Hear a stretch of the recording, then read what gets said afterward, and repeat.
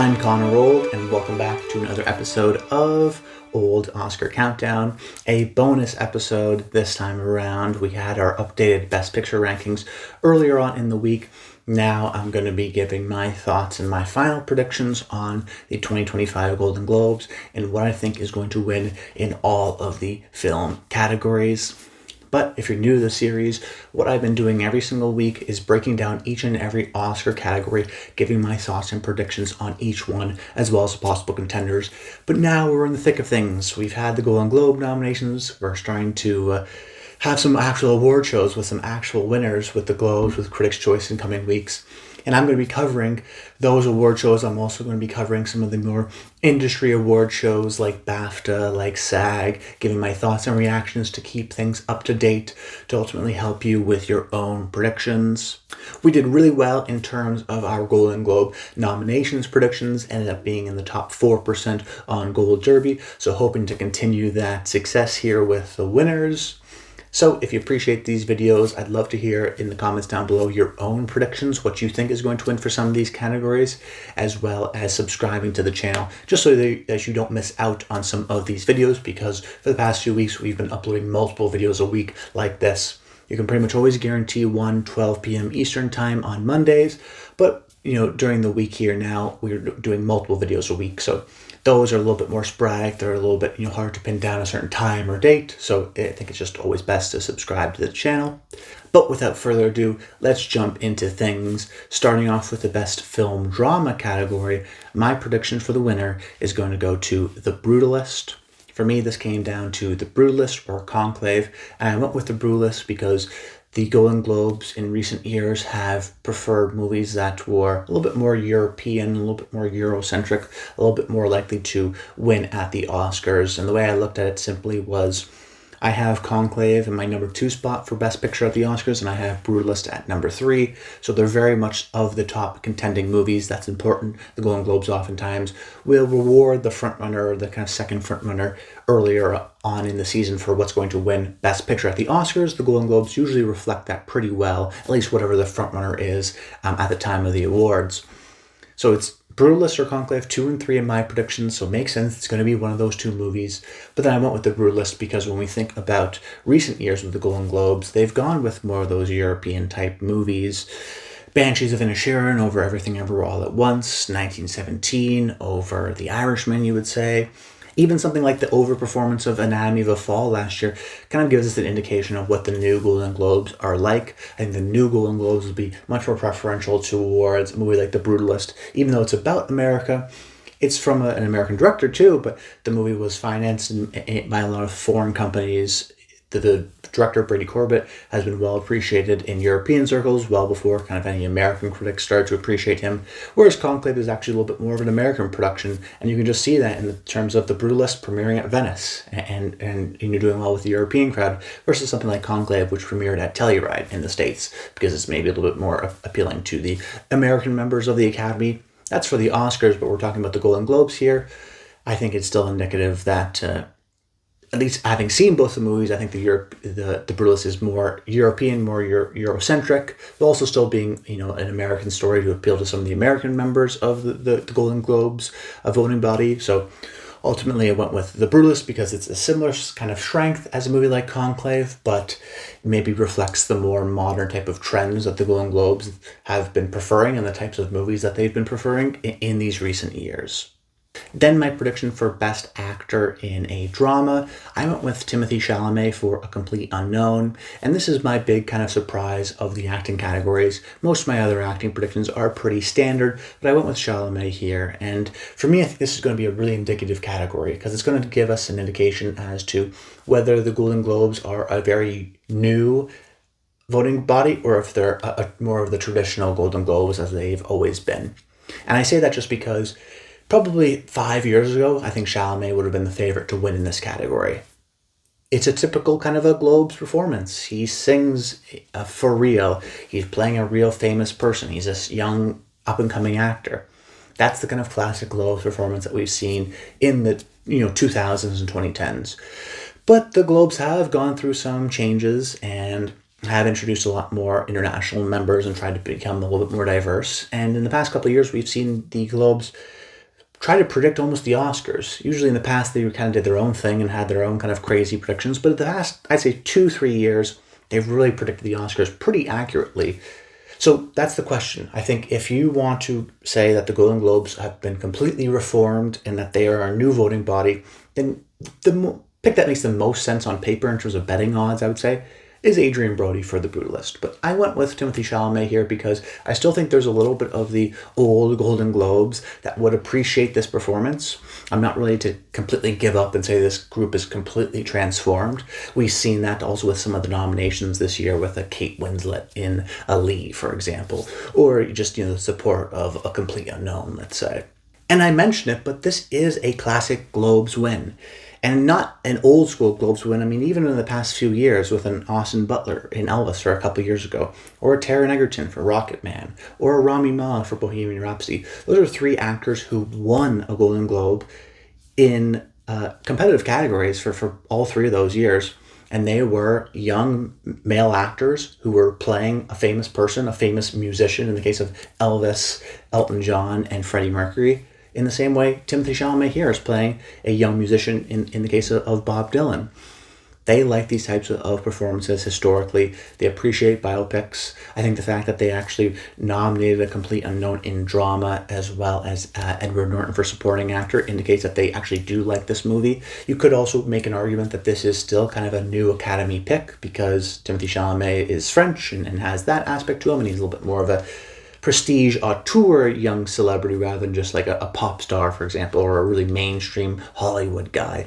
He has a little bit of that kind of indie drama cred side to him as well. So I had to ask myself this question. Adrien Brody, is he going to win because The Brutalist is such a well-loved movie? Is The Brutalist more like Oppenheimer in terms of its Oscar strength? Or is it more like Nomadland, or The Power of the Dog, or The Fabelmans? I think it's more like those types of movies. Wins for drama, wins for director, but not an Oppenheimer-level sweep kind of a situation we're going to have here. Well, let's look at the lead performances of those movies. The Fabelmans had Michelle Williams. She lost to Cate Blanchett in Tar, someone who was playing a musician. Then you look at Benedict Cumberbatch for The Power of the Dog. He lost out to Will Smith for King Richard, who was playing a real-life person. And then we look at Frances McDormand for Nomadland. She lost out to Andra Day, who was playing a real-life person who was also a musician, a singer. So now we look at Adrien Brody, and you go, okay, well, his movie's not absolutely beloved like an Oppenheimer, and he's going up against a real-life musician in the case of Timothée Chalamet, which history indicates is actually not the type of performance that is actually, Timothée Chalamet's performance is the type of performance that wins, and Adrien Brody's is not. So it's a risk, but I think it's a calculated risk based on the types of performances that they historically like. It still is, I think, a little bit of a modern type of a pick for the Golden Globes. It's not a total old school pick. And I have a little bit of concerns that Adrien Brody is maybe not necessarily the standout of The Brutalist in the way that maybe the directing is, versus when you think of A Complete Unknown, you like the movie because of Timothée Chalamet. And we know the movie's still well liked. Like I said, it got nominated for Edward Norton and did get in for film drama. So it is a still generally well liked movie. Then my prediction for Best Film Drama Actress, I went with Angelina Jolie for Maria. And unlike the Timothée Chalamet pick, where it's a calculated risk, but I feel kind of confident in it, the prediction here was kind of made out of I don't really know, I don't have a good feel for this category, so let me just pick the safe pick, which was Angelina Jolie for Maria.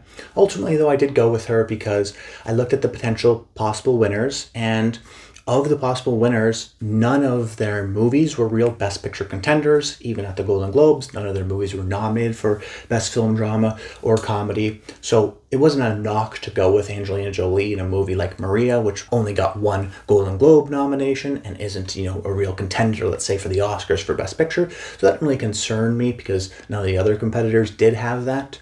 So when we looked at past winners, usually they were performances connected to movies that were really well liked and were going to get nominated for Best Picture. Or they were performances that were likely to get nominated at the Oscars. So it was either Lily Gladstone for Killers of the Flower Moon, Or if you want to take a look at, say, the supporting actress category, it was like a Angela Bassett for Black Panther: Wakanda Forever. The movie maybe not contending for Best Picture, but the performance was a consideration for the Oscars. That's the kind of situation we have here, where if we look at the potential nominees here, I think Angelina Jolie has the strongest likelihood to get nominated at the Oscars, and therefore I think she's going to win. Because the Golden Globes in recent years have been really interested in just trying to predict the Oscars, there's been a huge overlap. So if they went with something strange, let's say like a Fernanda Torres for I'm Still Here, and then she doesn't get nominated at the Oscars, that looks kind of bad on the Golden Globes. So I think the Golden Globes kind of want to be predictive of the Oscars. So what do? They end up giving the winner to the movie for the performance that they know at least is going to get nominated for the Oscars. I think that's the kind of safe pick that they're going to go with. Also, they like Angelina Jolie. She is still the classic kind of a glamorous movie star of the past, and she got nominated at the Golden Globes multiple times when she didn't get nominated at the Oscars, most recently in 2010 for The Tourist. So she is kind of that kind of classic Golden Globes, old Hollywood type of a person that they like to reward. And she's, of the potential winners, the performance that has the highest likelihood of getting nominated as well at the Oscars. So ultimately I went with the kind of chalk pick, the safe pick, which was Angelina Jolie. Then my prediction for Best Film, Comedy or Musical, I went with Anora. And I went with Anora because it is the frontrunner to win Best Picture. And the Golden Globes, particularly in the past 3-4 years, they have always rewarded the frontrunner to win Best Picture at the time of whenever the Golden Globes are. Now, they didn't predict Coda and they didn't predict Everything Everywhere All at Once, but those weren't really the frontrunners at the time. They were kind of in the second, third spot. In the case of Coda, probably maybe the fourth or fifth slot. But you look at them, 2023, Oppenheimer, 2022, they went with The Fabelmans, 21, they went with The Power of the Dog, and 2020, they went with Nomadland. They always rewarded whatever the kind of safe, chalk, gold derby first place is, and Anora is that exactly. And I think it's also worthwhile that if we think the modern day Golden Globes are people that are trying to predict the Oscars, well, then it makes sense to pick the clear frontrunner to win for Best Picture, which is Anora, right now. And then if you also think that the new Golden Globes is Eurocentric, well, then I think that also, gives an edge to a movie like Anora, because it premiered at Cannes and won the Palme d'Or and has a kind of celebration there. So you could go with a movie like Emilia Pérez, because that did overperform and surprise us, I think, on Golden Globes nomination morning. But let's also not forget that Anora also did very well. It also got in for director and screenplay and actress. And you could say it also kind of overperformed with a Yuri Borisov nomination for supporting actor. That wasn't a guarantee. I predicted it, but it wasn't a guarantee by any means. So I think Anora is still a really well-liked movie, and the clear frontrunner right now to win Best Picture. I think that's on Gold Derby and betting sites. It is the frontrunner. So I think the Golden Globes will want to kind of reflect that in terms of what's going to potentially win at the Oscars and give Anora the win here. Then my prediction for Best Actor in a Comedy or a Musical, I went with Jesse Eisenberg for A Real Pain. This was a really tough category because I don't think any of these contenders are going to get nominated for the Oscars.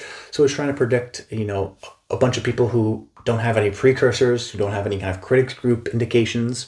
So ultimately, I looked at the past winners in this category, and I tried to find the winners in this category that, of course, won here, but then didn't get nominated at the Oscars, and in recent years, of course. And we ended up with Sacha Baron Cohen for Borat's subsequent movie film. We had Taron Egerton for Rocketman, and we had James Franco for The Disaster Artist. And the commonality between all three of them were two things. First, their movie was pretty well liked, and the second was their performance had the highest likelihood of getting nominated at the Oscars. So you have the same thing here, I think, with Jesse Eisenberg. A Real Pain, we think, did well at the Golden Globes, will, do well at the Oscars. Maybe gets in for Best Picture, maybe doesn't, but Kieran Culkin definitely gets in, Screenplay gets in. It's a contender for sure. So that definitely helps the movie generally, if the Golden Globes want to kind of predict the Oscars. And then you look at the performance overall. And right now, Jesse Eisenberg, at least on Gold Derby and betting sites, is in the 6th spot to get nominated for Best Actor. So he has the combination of both, of the potential nominees, Hitman and Heretic, of the potential nominated movies, of the performances that have contending here. A Real Pain is definitely the strongest. So there's going to be some people who are fans of A Real Pain that are going to give it to Jesse Eisenberg, even if they love Hugh Grant in Heretic, let's say. So you have that benefit. And then you also have the benefit of Jesse Eisenberg being the highest likelihood of the potential performances here to get nominated at the Oscars. Even though I don't think he's going to get nominated at the Oscars, he has the highest likelihood of the bunch based on Gold Derby, based on betting odds. So if the Golden Globes want to do that and want to go with a chalk pick and kind of a safe pick, kind of like how they did with James Franco, or you could also say with Sacha Baron Cohen, they went with the performance that had the highest likelihood of kind of getting nominated at the Oscars, even though they didn't get nominated at the Oscars. In the same way, they'll go with Andrew Garfield for Tick, Tick, Boom, who ended up getting nominated for the Oscars instead of, more of an esoteric type of a pick. So I'm going safe again here and going with Jesse Eisenberg for A Real Pain. Then my prediction for Best Actress in a Comedy or a Musical, I went with Mikey Madison for Anora. This is an easy prediction for me. I feel really confident in this one. They really like to go with the ingenue type of performance in historical terms of an Aaron Taylor Johnson or a Taron Egerton in the male categories, but even in recent years, like last year with Lily Gladstone for Killers of the Flower Moon or Andra Day for United States versus Billie Holiday. They just like to reward the kind of new up-and-coming actress or actor who they never seen before, who really wows them. And that's the exact same case here with Mikey Madison, who is very different. If you see some of her interviews to her character, that's definitely a positive on her side. She is someone that, if you haven't seen the Scream movies, or maybe you know her from Once Upon a Time in Hollywood, but this is the first kind of main leading role that she has, really wows a lot of people. It is the movie that I think is going to win for Best Comedy or Musical, so there's a benefit there. I think the movie is just really well liked, and if you like the movie, I think you have to like Mikey Madison as well. So I'd be very surprised if Mikey Madison doesn't win here, because it's got the kind of new benefits of the Golden Globes of trying to predict the Oscars and then also being maybe a little bit more European and prestige focused, while also being the kind of classical Globes winner of the ingenue young actress who is, taking Hollywood by storm. So it's got both things going for it. So whether you think it's more of an old Globe year or more of a new Globes year, either way, I think you have to predict Mikey Madison.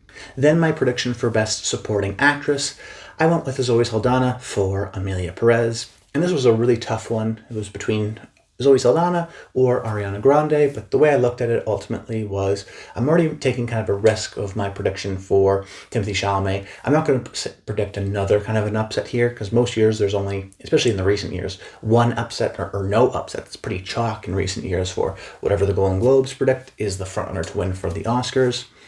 So I thought I wanted to keep that in mind, and I looked at the two performances and I went, okay, they're both actresses who don't have a great history with the Golden Globes, first-time nominees. They're both actresses in well-liked musicals. They both sing and dance, so there's both that added factor. They're both in a good percentage of the movie. They're almost kind of both co-leads. So I went with Zoe Saldana and Emilia Pérez, because Emilia Pérez, as indicated by the nominations, is a more well-liked movie than Wicked. Wicked absolutely could have got in for Best Director. It didn't. Emilia Pérez did. Emilia Pérez also got in for Screenplay. It also got just generally more nominations than any other movie. So I think that Emilia Pérez, because I don't have it in getting for comedy, musical, film, I don't have it in for director or screenplay. I wanted to give it one kind of major prize, because usually the Golden Globes like to reward all the top contenders at least one major prize. And I think that just kind of all led me to go Zoe Saldana, the front runner right now, I would still say, to win for Best Supporting Actress. Sings, dances, does all the traditional things that the Golden Globes kind of want you to do, and an added extra factor of capital A acting. And then also the movie's just generally more well liked. And I wanted to go with kind of more of a safer pick, because I'm going with my kind of out there pick for the most part. I wanted to go with Chalamet in A Complete Unknown. Then my pick for Best Supporting Actor, I went with Kieran Culkin for A Real Pain. And even before I thought Kieran Culkin was going to win the Oscar, I thought he's definitely going to win at the Golden Globes. Just his performance style, the movie that it is, the kind of 90-minute dramedy, the Globes will appreciate this. I mean, even if you look at past winners in this category, Brad Pitt in Once Upon a Time in Hollywood or Mahershala Ali in Green Book, these are performances that are essentially co-leads of the movie, in the same way Kieran Culkin is in A Real Pain, which just gives you a benefit and an extra factor, because if they like your movie, like we know they do for A Real Pain, well, Kieran Culkin is in a lot of the movie and is the real emotional heart of the movie as well, and is the standout, I think, of the movie, of people that like the movie. He's also, as an actor, done very well on the TV side, winning for Succession and getting nominated a bunch of times. So we know that this group likes him as an actor, and now we know they like his movie, the movie in which he's the emotional center of, that he's in a lot of. There really hasn't been a clear number 2 to ultimately go with either. So I wouldn't want to overthink this category. I would recommend you not doing the same. Just go with the frontrunner. Listen, if you want to go with Ariana Grande for one of the other categories, or an upset like Fernando Torres and one of the other ones, like, I'm actually totally fine with that. You never really know with the Golden Globes. This is the only of the acting categories that, and maybe Mikey Madison for Anora, where I'm going like, just pick the frontrunner, go with the one that makes the most sense. Don't try to overthink it. I don't think there's a high likelihood of an upset in this category. Then for Best Director, I went with Brady Corbet for The Brutalist. And I did this because if we look at the correlation between the Best Film Drama category and the Best Director category, the winners of both those categories have overlapped for 5 years in a row. Whatever wins Best Film Drama in particular, not just comedy, but Best Film Drama also wins for Best Director. So I wanted to make sure that there was an overlap there. The new Golden Globes try to predict the Oscars, is what it seems to be. And I think Brady Corbet is the frontrunner to win for Best Director. The movie is a little bit more of a technical masterpiece and more of a visual-focused film than a movie that's really got a really great script with funny dialogue and clever structure. It's more so about the kind of unique factor of how things are filmed and holding on certain takes and the grandiosity of the scale. I think ultimately will be appreciated as a kind of directorial achievement. And because I have it winning for Best Film Drama, I also wanted to have it as the winner for Best Director, like it has been for 5 years in a row. Then my prediction for Best Screenplay, I went with Anora. And I went with Anora because when we look at the screenplay category, it isn't really the kind of weird category. Most of the times it lines up with either the comedy winner or the Best Film Drama winner. That's why we don't get movies like Promising Young Woman or Get Out or Licorice Pizza, the kind of like bold, interesting idea or the kind of online pick. We don't really see those types of movies win. What we usually see is, okay, La La Land winning for screenplay and for Best Comedy or Musical, or Green Book winning for Best Comedy or Musical, and then it also winning for screenplay. That's the kind of connection that we see in these categories.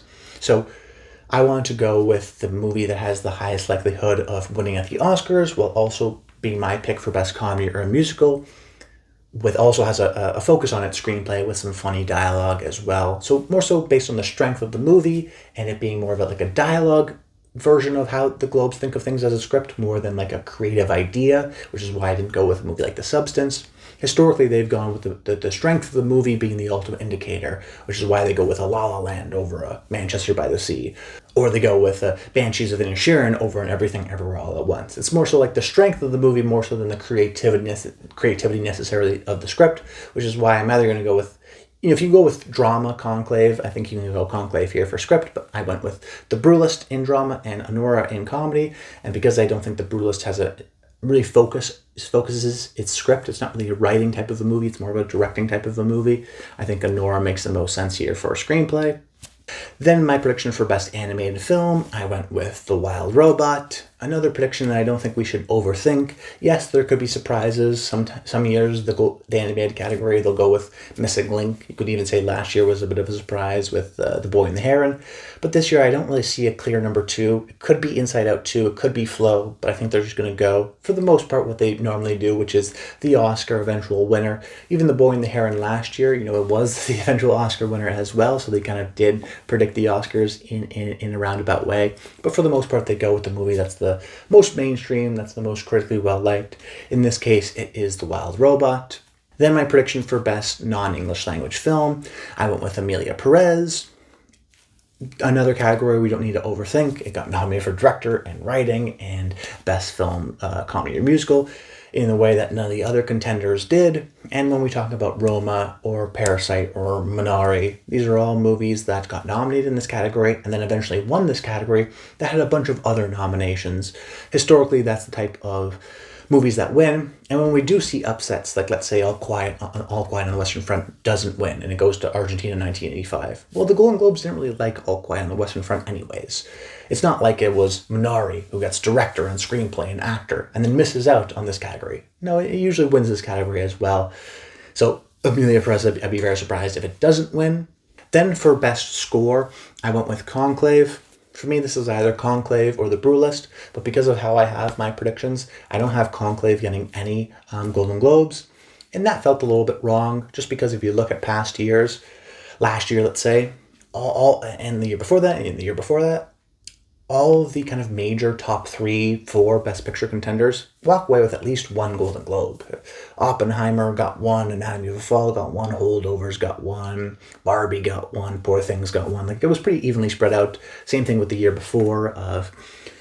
It was the Fabelmans year. They got one. Everything Everywhere got a couple. Banshees got a couple. Year before that, you could say, well, really just Power of the Dog and Belfast, and both of them got the wins as well, at least the frontrunners at the time. So for the most part, the major frontrunners in each year for Best Picture at least get one Golden Globe. So Conclave made sense to kind of go for it here. Plus, its score compared to The Brutalist has a little bit more of an off-kiltered score with all the mistimed drums, maybe a little bit more artsy, whereas Conclave is a very easy to listen to type of a score, and they've rewarded scores like, First Man, Justin Hurwitz, or Babylon, Justin Hurwitz, that are kind of like easy to listen to scores. I think Conclave is a little bit more of a easy to listen to traditional string type score in the line of The Theory of Everything and Babylon, whereas The Brutalist is maybe closer to like a Michael Levy for The Zone of Interest or Jackie, a little bit more off kiltered. I think they're going to go with more of a traditional easy to listen to score like Conclave. Then Best Song, I went with El Mal from Emilia Pérez. I went with this song over Mi Camino from Emilia Pérez because I thought that El Mal, it features Zoe Saldana and Carlos Sofia Gascon, where Mi Camino only features Selena Gomez, so it features a little bit more of the cast.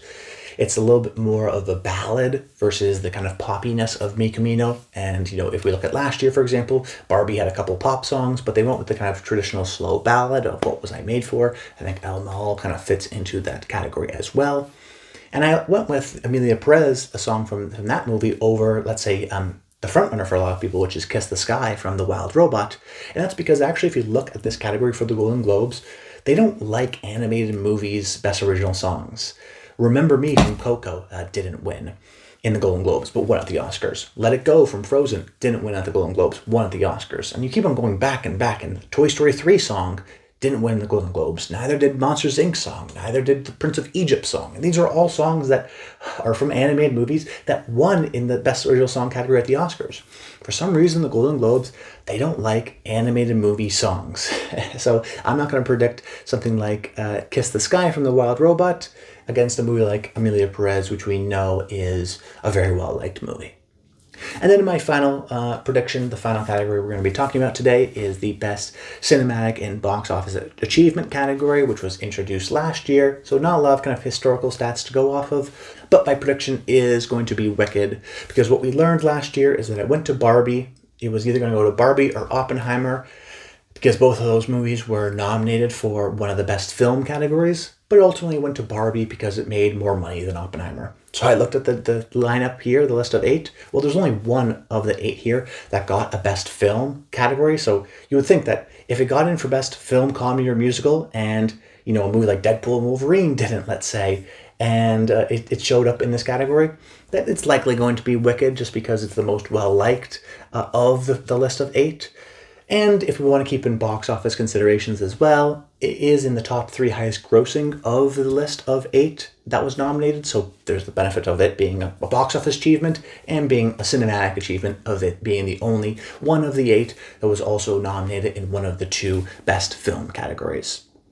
But that's about it, guys. I hope you enjoyed the video. Make sure you comment below. Let me know your thoughts on and your predictions ultimately for the Golden Globes. And I'm excited to return on Monday to get my thoughts on the award show and the winners and what it ultimately means for the Oscars. But that's about it. Until next time, stay tuned.